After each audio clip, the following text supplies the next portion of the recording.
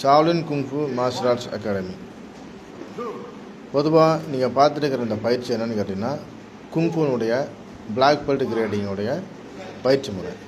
பொதுவாக ஒரு குங்ஃபுக்களை நம்ம பிளாக் பெல்ட் வாங்கணும் அப்படின்னா 2 சிலபஸ் மட்டும் படிச்சுட்டா மட்டும் பத்தாது.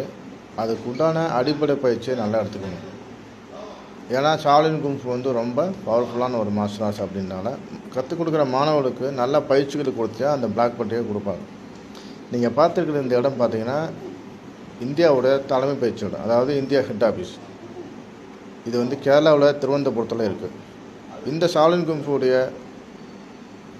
இந்தியாவுடைய இந்த ஷாவ்லின் குங்ஃபுடைய சீஃப் எக்ஸாமினர் அண்ட் ஃபவுண்டர் வந்து பார்த்திங்கன்னா ஷிஃபு சுதீஷ் மாஸ்டர்.